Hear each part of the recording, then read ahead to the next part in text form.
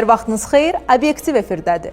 Sağlamlıq sahib olduğumuz ən böyük nemətdir. İnsan yalnız sağlamlığını itirdikdə onun həyatındakı əsl dəyərini dərindən hiss edir. Məhz buna görə də sağlamlığın qorunması ilə yanaşı, müxtəlif səbəblərdən sağlamlığını itirmiş insanların yenidən həyata qayıtması, reabilitasiya olunması və sosial həyata tam inteqrasiya etməsi hər bir dövlətin qarşısında duran mühüm vəzifələrdən biridir. Bugün əlilliyin qiymətləndirilməsi sistemi, bu sahədə tətbiq olunan yeni qaydalar, rəqəmsallaşmanın yaratdığı imkanlar, müddətli və müddətsiz əlillik təyinatları, eləcə də vətəndaşların müraciət və yenidən qiymətləndirilməsinə hüquqları barədə danışacağıq. Qonağımız həkimdir. Deməli, söhbətimiz insan sağlamlığının qorunması və bərpası missiyasını daşıyan bir peşəkarın baxış bucağından olacaq. Bizimlə qalın, həftənin sosial xülasəsində də mövzumuzla əlaqəli xəbərlər var. Reabilitasiya olunaraq sağlamlığına qovuşan müharibə iştirakçılarından cari ildə işlə təmin olunan əlilliyi olan şəxslərədək sosial xəbər xülasəsi üçün Dost TV-yə birbaşa bağlanırıq.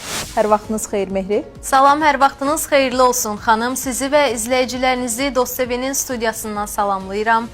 İndi isə həftənin əsas sosial xəbərlərini sizə təqdim edəcəm.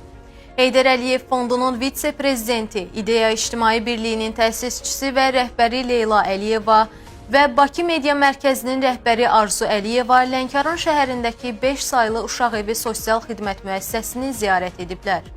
Leyla Əliyeva və Arzu Əliyeva müəssisədə tərbiyə alan uşaqlarla görüşüb, onlarla səmimi söhbət edib və gündəlik məşğuliyyətləri ilə maraqlanıblar. Əmək və Əhalinin Sosial Müdafiəsi Nazirliyinin tabeliyində Dövlət Məşğulluq Agentliyi bu il əlilliyi olan daha 1500 şəxsi münasib iş yerləri ilə təmin edib. Əlilliyi olan şəxslərin əmək bazarına çıxışının asanlaşdırılması məqsədi ilə onlar üçün peşə hazırlığı kursları da təşkil olunur. Bu ildə agentlik əlilliyi olan 131 şəxsi peşə kurslarına cəlb edib. Kursları uğurla başa vurmuş şəxslərin işlə təminatına da dəstək göstərilib. Sosial Xidmətlər Agentliyi və Ədliyyə Nazirliyi Penitensiar Xidmətinin birgə tədbirlər planının icrası işlərinin davamı olaraq 4 saylı cəza çəkmə müəssisəsində cəza müddətinin sonuna az qalmış qadın məhkumlarla görüş keçirilib. Görüşdə agentliyin fəaliyyət istiqamətləri, o cümlədən cəza çəkmə müəssisələrindən azad olunan şəxslərin sosial adaptasiyası məqsədi ilə həyata keçirdiyi tədbirlər barədə məlumat verilib. Könüllü Dost proqramına bu ilin 4 ay ərzində 14 min müraciət olub, 547 şəxs proqrama cəlb olunub. Proqramın iştirakçıları Dost mərkəzlərində vətəndaşların qarşılanaraq xidmət pəncərələrinə yönləndirilməsi, vətəndaş axınının idarə edilməsi, vətəndaşların məlumatlandırılması və digər işlərdə köməklik göstərirlər. Tarixi zəfərimizlə başa çatan Vətən müharibəsindən sonraki dövrdə Dövlət Tibbi Sosial Ekspertiza və Reabilitasiya Agentliyinin müəssisələrində 3800 qaziyə reabilitasiya xidmətləri göstərilib.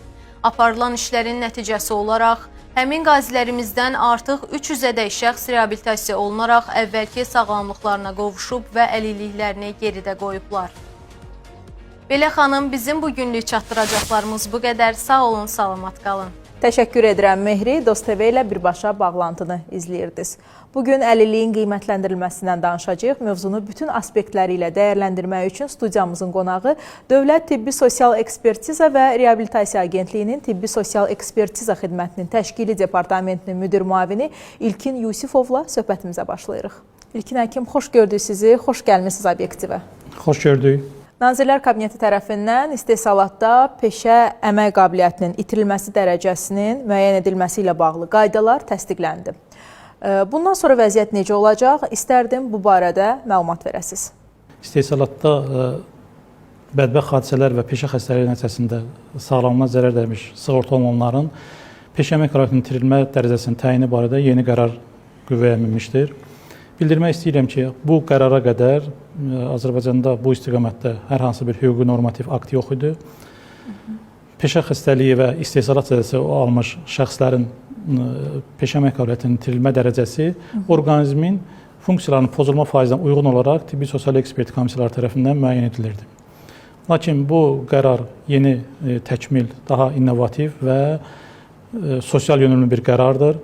Burada həm alınmış travma və xəstəliklə yanaşı şəxsin tutduğu peşəsinin, vəzifəsinin ağırlıq dərəcəsi, yaşı nəzərə alınmaqla əmək qabiliyyətinin itirilmə dərəcəsi təyin olunur. Peşə əmək qabiliyyətinin itirilmə dərəcəsi təyin olunarkən həm orqanizmin funksiyalarının pozulma faizi, peşənin vəzifəsinin ağırlıq dərəcəsi, orqanizm funksiyalarının pozulma faizinin peşəsinə təsir imkanları və zədə almış xəstə olan şəxsin yaşı nəzərə alınmaqla əmək qabiliyyətinin itirilmə dərəcəsi təyin olunur. Əmək qabiliyyətinin itirilmə dərəcəsi ilə bağlı, təyini ilə bağlı sığorta olunan və yaxud da sığorta edən tərəfindən əmas üzərindən, əmək və məşğulluq alt sistemi üzərindən müraciət olunur və yaxud da şəxs özü e-sosial portalında olan şəxsi kabinetindən müraciət əsasında 10 iş gün ərzində şəxsə müayinə olunacaq yer və zaman barədə məlumat verilir və müayinə olunduqdan sonra həmin qeyd etdiyimiz qərara uyğun olaraq əmək qabiliyyətinin itirilmə dərəcəsi müəyyən edilir. İstərdim əlilliyin qiymətləndirilməsi prosesində rəqəmsallaşmadan danışaq. Rəqəmsallaşma əlillik təyinatlarında nəyi dəyişdi və hazırda proses necə tənzimlənir? Son illərdə əlilliyin qiymətləndirilməsi prosesinin rəqəmsallaşdırılması istiqamətində böyük işlər görülmüşdür. Bildirmək istəyirəm ki, Nazirlər Kabinetinin 16 yanvar 2020-ci il tarixli 11 nömrəli qərar ilə təsdiq edilmiş əlilliyin müəyyən olunması, əlilliyin qiymətləndirilməsi qaydasına uyğun olaraq əlilliyin qiymətləndirilməsi elektron sistem üzərindən aparılır. Vətəndaş ilk olaraq müraciət edir tibb müəssisələrinə, tibb müəssisələri tərəfindən tibbi sosial ekspertizə müayinəsinə göndəriş forma 88 deyilən göndəriş rəsmiləşdirilir və həmin göndərişdə şəxsin kimliyini müəyyən edə biləcək birbaşa və dolayı bütün məlumatlar silinir və açızlaşdırılmış bir elektron sənəd formalaşaraq şifrələnir. Tibbi sosial ekspert komissiyalarına bu kodlaşdırılmış elektron sənəd göndərilir və elektron sənəddə yalnız şəxsin xəstəliyi, əsas xəstəliyi, yanaşı xəstəliklər, əsas xəstəliyin ağırlaşmaları və bunları təsdiq edən laborator instrumental müayinələrin nəticələri qeyd olunur. Bu da vətəndaş-məmur münasibətlərinin minimuma endirilməsinə və obyektiv qərarların çıxarılmasına gətirib çıxartmışdır. Və şəxsə aid məlumatlar açızlaşdırılmış şəkildə həmin reyestrlərdən əldə olunur. Əsasən tibbi istiqamətdə olan reyestrlər, müxtəlif xəstəliklərin elektron reyestrləri yaradılmışdır. Məsələn, talasemiya xəstələrinin reyestrləri, hemodializ xəstələrinin reyestrləri, şəkərli diabet xəstələrinin reyestrləri, göz xəstələrinin reyestrləri, reyestrlərdən vətəndaşa aid məlumatlar əldə olunur və digər, eləcə də qeyri Əmək və Əhalinin Sosial Müdafiə Nazirliyindən kənarda olan digər dövlət orqanlarından olan məlumatlar əldə edilir. Şəxsin hərbi xidmətə münasibəti, hərbi xidmətdə olub, olmayıb, hərbi xidmət zamanı yaralanma və xəstəlikləri müəyyən etmək üçün hərbi həkim komissiyalarının reyestri yaradılmışdır. Həmin reyestrdən məlumatlar əldə edilir ki, bu da yekun qərarın verilməsində, obyektiv qərarın verilməsində mühüm rol oynayır. Bəs rəqəmsallaşdırma həkimlərin işini asanlaşdırdı deyə bilərikmi? Bəli, asanlaşdırdı. Rəqəmsallaşdırma həkimlərin işini asanlaşdırdı. Bayaq dediyim müxtəlif reyestrlərdən olan məlumatların bəlli zaman daxilində onlayn əldə olunması, bu belə deyək də canlı bir şəkildə olsa, o sürətlə əldə etmək mümkün deyildir. Məlumatlar həm daha sürətlə əldə edilir, həm də açızlaşdırılmış şəkildə əldə edilir ki, bu da həkimin subyektiv qərarlar çıxarmasının qarşısını alır. Həkim yalnız əldə olunan məlumatlara əsaslanaraq qərar çıxarılır. İlkin həkim, istərdim mövcud qanunvericiliyə əsasən əlillik müddətlərindən danışaq. Əlillik hansı müddətə təyin olunur? Bəzən vətəndaşlar əlilliklərinin kəsildiyini iddia edirlər. Söhbətimiz əsasında müddətli və müddətsiz, ömürlük əlillik barədə də məlumat verməyinizi istərdim. Hansı hallarda müddətli və ya ömürlük əlillik təyin olunur? Bildiyiniz kimi, əlilliyin müəyyən olunması Nazirlər Kabinetinin 13 may 22-ci il tarixli 187 nömrəli qərar ilə təsdiq edilmiş əlilliyin müəyyən olunması meyarlarına uyğun olaraq aparılır. Həmin meyarlarda bir sıra geri dönməz proseslər, anatomik və psixi qüsur halları, reabilitasiya potensialının sıfıra bərabər olan hallarda əlillik birbaşa olaraq, yəni birinci dəfədən təyin olunanda birbaşa olaraq müddətsiz təyin olunur. Digər hallarda isə reabilitasiya potensialı olduğu hallarda dinamik müşahidə və reabilitasiya tələb olunan, müalicə tələb olunan hallarda isə əlillik müddətlə təyin olunur. Müddətlər 1, 2 və 5 illik olaraq təyin olunur, xəstəliyin ağırlığından, növündən asılı olaraq. Əlilliyin müddətlə təyin olunduqdan sonra, müddət başa çatdıqdan sonra, əlillik müddəti başa çatdıqda əlilliyə görə aparılan müavinət ödənişi və digər imtiyazlar dayandırılır. Bu halda vətəndaş yenidən tibb müəssisəsinə müraciət etməli və forma 88 tibbi sosial ekspertizə müayinəsinə göndəriş rəsmiləşdirilərək əlillik yenidən qiymətləndirilməlidir. Bir hallarda əlilliyin müddətsiz təyinə əsas verən digər hallarsa əlilliyin illərinin sayına görədir. 16 yanvar 2020-ci il tarixli 11 sayılı əlilliyin qiymətləndirilməsi qaydası haqqında Nazirlər Kabinetinin qərarında qeyd edilən hallar var ki, bu hallarda əlillik müddətsiz təyin olunur. Hansıdır o hallar? 81-100% aralığında 4 il əlillik, arıcıl əlillik olduqdan sonra növbəti müayinə vaxtı, 61-80% faiz aralığında isə 10 il əlillik təyin olunduqdan sonra növbəti komissiya vaxtı və 31-60% aralığında 15 il əlillik olduqdan sonra növbəti komissiya zamanı yenə də əlillik təyin olunursa, əlillik müddətsiz təyin olunur. Qarışıq əlilliklər olursa, ola bilər müəyyən komissiyalarda həm ikinci, həm üçüncü dərəcə, həm 31-60% aralığında və yaxud da digər faiz aralığında əlillik təyin olunursa, bu müddət 15 il götürülür.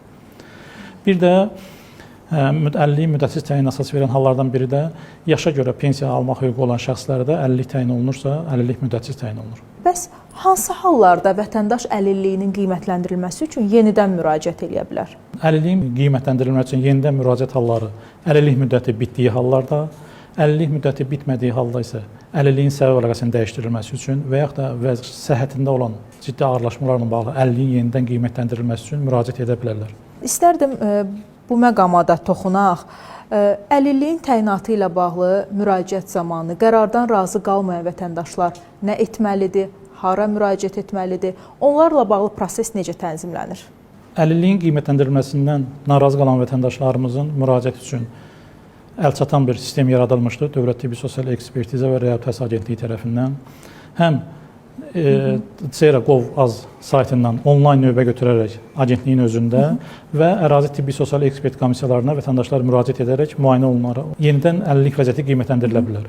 Vətəndaş müraciət etdiyi halda ərazi tibbi sosial ekspert komissiyaları tərəfindən əgər əlilliyin yenidən qiymətləndirilməsinə əsas varsa, vətəndaş müayinə olunur, sənədlər toplanır, vətəndaşın müayinəsinə aid video material hazırlanır və bunlar aktlaşdırılaraq Mərkəzi Tibbi Sosial Ekspert Komissiyasına göndərilir və Mərkəzi Tibbi Sosial Ekspert Komissiyaları tərəfindən vətəndaşın real vəziyyətinə uyğun dəyərləndirmə aparılaraq real vəziyyətinə uyğun əlillik dərəcəsi təyin olunur. Və eyni zamanda da agentliyə müraciət etmiş şəxslər, agentliyimizdə Tibbi Sosial Ekspertiza mərkəzi var ki, bu mərkəzdə ən müasir laborator instrumental aparatlarla təmin olunmuşdur. Vətəndaşlar tam ətraflı şəkildə müayinə olunur və real vəziyyətdə dediyim kimi əlillik vəziyyətinin yenidən qiymətləndirilməsinə əsas verirsə, yəni imtinadırsa, əlillik təyin əsas verirsə və yaxud da bəzi vətəndaşlar təyin olunmuş orqanizm funksiyalarının pozulma faizindən narazıdırlar. Əgər yüksəltməyə əsas varsa, müvafiq qaydada aktlaşdırılır və prosedur qaydalardan keçdikdən sonra yeni əlillik faizi təyin olunur. İlkin həkim, amma bəzən belə də olur ki, vətəndaşın bir neçə əlillik səbəbi olur. Bu zaman onun əlilliyi necə müəyyən olunur? Daha dəqiq desək, orqanizmin funksiyalarının pozulma dərəcəsinin faizi necə hesablanır? Çünki bu çox aktual bir məsələdir və istərdim açıqlama gətirəsiniz. Demək, anadan gəlmə və ya qazanılmış xəstəliklərdən və zədədən, habelə sonradan qazanılmış xəstəliklər nəticəsində vətəndaşda bir neçə xəstəlik və yaxud da travma olduqda orqanizm funksiyalarının pozulma faizini təyin etmək üçün ən yüksək faiz verən xəstəlik, əsas xəstəlik kimi götürülür. Digər xəstəlik 50 təyin əsas verirsə, ən azı 35% 50-nin təyin əsas verirsə, 10% də əsas xəstəliyin üzərinə gəlir. Qeyd etdiyiniz bu məsələ aktualdır və istehsalat hadisələrində, daha doğrusu istehsalat zədələrində və peşə xəstəliklərində bu məsələ tətbiq olunurmu? İstehsalat zədəsi və ya peşə xəstəlikləri zamanı əmək qabiliyyətinin itirilmə faizinin təyini zamanı bir neçə travma və ya xəstəlik varsa, burada cəmləmə tətbiq olunur. Burada ən yüksək faiz götürülür və ən yüksək əmək qabiliyyətinin itirilmə dərəcəsi təyin olunur. Əlillik təyinatlarında müalicə müddəti tələb olunan xəstəliklər də var. Amma maraqlıdır ki, əlillik təyin olunarkən müalicə müddəti tələb olunmayan başqa xəstəliklər varmı? Çox yaxşı sualdır və aktualdır. Vətəndaşlarımızı çox düşündürən sualdır. Bildirmək istəyirəm ki, tibbi sosial ekspertiza müayinəsinə göndəriş, yəni Forma 8-in rəsmiləşdirmək üçün əsaslardan biri də son 6 ayda davamlı müalicə və müayinələrdən sonra orqanizmin itirilmiş funksiyanın bərpa olunması hallarıdır. Lakin bəzi hallar var ki, burada geri dönməz proseslər var və artıq 6 ay müalicə müddəti gözlənməsinə ehtiyac yoxdur. Bu problemlər yaşayırdıq həm vətəndaşlarımızla, həm təşkilat olaraq və bununla bağlı əvvəlki əsasnamədə 4 xəstəlik qrupu vardı ki, müalicə müddəti gözlənilmədən, yəni 6 ay müddət gözlənilmədən forma 8 rəsmiləşdirilə bilirdi. Lakin Nazirlər Kabinetinin 11 may 2024-cü il tarixli 249 saylı qərarı ilə yeni xəstəliklər siyahısı verildi ki, bu xəstəliklərin sayı 73-ə çatdırıldı. Bu xəstəliklər olduqda 6 ay gözlənilmədən, müalicə müddəti gözlənilmədən birbaşa forma 8 vurmağa əsas verilir. Əlillik xəstəliklərə yoxsa ağırlaşmalara görə verilir? Əlillik xəstəliklərə görə yox, xəstəliyin özünə görə yox, xəstəliyin törətdiyi ağırlaşmalara görə. Orqanizmin orqan və funksiyalarının, sistemlərinin funksiya pozulmasına görə, həyat fəaliyyətinin 7 əsas kriteriyalarında yaratdığı məhdudlaşmaya görə təyin olunur. Vətəndaşlarımız çox hallarda müraciət edir ki, məndə bu xəstəlik var, şəkərli diabet var və yaxud da filan xəstəlik var və yaxud da ən çox olan suallardan biridir ki, böyük həcmli əməliyyatlardan tutaq ki, açıq ürə əməliyyatından sonra bizə əlillik düşürmü? Əlillik xəstəliyin özünə görə və yaxud da keçirilmiş əməliyyata görə düşmür. Əlillik verilir, əlillik müəyyən edilir. Xəstəlik nəticəsində orqanizmin, sistem və orqanlarının funksiyalarının pozulması nəticəsində həyat fəaliyyətinin kriteriyalarında yaranan məhdudlaşmaya görə. Xəstəliyin xarakterinə asılı olaraq əmək qabiliyyətinin məhdudlaşması, hərəkət qabiliyyətinin məhdudlaşması, təhsil alma qabiliyyətinin məhdudlaşması, özünə xidmətin məhdudlaşması, bu kimi kriteriyaların məhdudlaşması hallarında və davamlı məhdudlaşması hallarında əlilliyin təyin edilməsi haqqında fikirləşmək olur. Məsələn, şəkərli diabet xəstələri, çoxlu xəstələrimiz var. Bunlar daim müraciət edirlər, həm sosial şəbəkələr üzərindən, həm birbaşa agentliyə müraciət edirlər ki, biz şəkərli diabetik, gündəlik filan qədər həm tabletləri qəbul edirik, həm iynələr vururuq, bizə əlillik dərəcəsi niyə təyin olunmur? Bunlar müalicə üsuludur. Yəni, iynənin vurulması, tabletkanın alınması və ya hər hansı bir cərrahi əməliyyatın aparılması müalicə metodudur, konservativ və ya da cərrahi müalicədir. Aparılan müalicə fonunda və ya dediyim ki, ən azı bir 6 ay müddətində aparılan müalicə fonunda pozulmuş funksiyalar bərpa olunmursa, artıq əlilliyin müəyyən olunması haqqında fikirləşmək olar və bu barədə vətəndaş ilk olaraq müraciət etməlidir ərazi tibbi müəssisələrinə, poliklinikalarına. Poliklinikalarda yerləşən həkim məsləhət komissiyaları tərəfindən vətəndaş müayinə olunur. Xəstəliyin törətdiyi ağırlaşmalar əlilliyin təyinə əsas verirsə, onlar tərəfindən elektron qaydada tibbi sosial ekspert komissiyasına göndərir. Yəni forma 88 rəsmiləşdirilir. Bəli, mövzumuz əlilliyin qiymətləndirilməsidirsə, mütləq şəkildə Vətən müharibəsində əlillik qazanmış müharibə iştirakçıları məsələsinə də toxunmaq istərdik. Müharibədə əlillik qazanmış müharibə iştirakçıları arasında tam reabilitasiya olunanları varmı və ümumiyyətlə əlilliyin tam reabilitasiyası mümkündürmü? Agentliyin ən prioritet istiqamətlərindən biri Vətən müharibəsi qaziləri ilə işdir. Həm əlilliyin qiymətləndirilməsi, həm də əlilliyi müəyyən olunmuş qazilərimizin reabilitasiyası istiqamətində mühüm işlər görülməkdədir. Həm tibbi reabilitasiya, həm psixoloji yardım, həm reabilitasiya vasitələri təminat istiqamətində böyük işlər görülür. Bəli, yaralanmadan sonra ardıcıl, davamlı şəkildə müalicə tədbirləri və reabilitasiya tədbirləri aparıldığı halda əlilliyi olan şəxs, əlilliyi olan qazilərimiz reabilitasiya sağlamlığa qovuşa bilərlər və indiyə kimi aparılmış tədbirlərin içində 300-ədək əlillik müəyyən edilmiş qazilərimiz sağlamlığa qovuşaraq tam reabilitasiya olunmuşdur. Gözəl, bu çox sevindirici bir həm xəbər, həm də rəqam oldu. Təşəkkür edirəm bugünkü söhbətimizə görə sizə. İşlərinizdə sizə uğurlar, fəaliyyətinizdə uğurlar arzulayıram. Bəli, qonağımızla söhbətimizdə son olaraq müharibə iştirakçılarının reabilitasiyası mövzusuna toxunduq. Reabilitasiya həm də insanın özünə inamının və həyat keyfiyyətinin bərpası deməkdir. Mövzunu bir qədər də qüvvətləndirərək sağlamlığını itirmiş insanların yenidən həyata qayıdışını və onların sosial həyata inteqrasiyasını əks etdirən təsirli və əzimli bir uğur hekayəsi ilə sizdən ayrılırıq. Hər birinizə can sağlığı arzu edirik. Bizi izlədiyiniz üçün təşəkkürlər. Hələlik.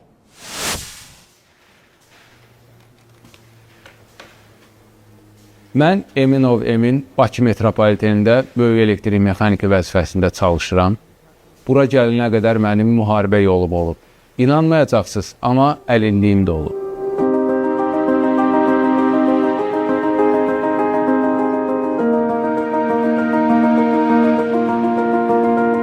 ...2020-ci ildə 28 sentyabr tarixindən ENSA ilə hərbi hissənin tərkibində baş atıcı olaraq ordumuzun əks süzüm əməliyyatlarında iştirak etmək üçün irəliyə doğru yollandıq. Mənim yaralanmağım Xocavənd rayonu istiqamətində Hadrut qəsəbəsinə çatmamış yük çəkililərdən birində oldu.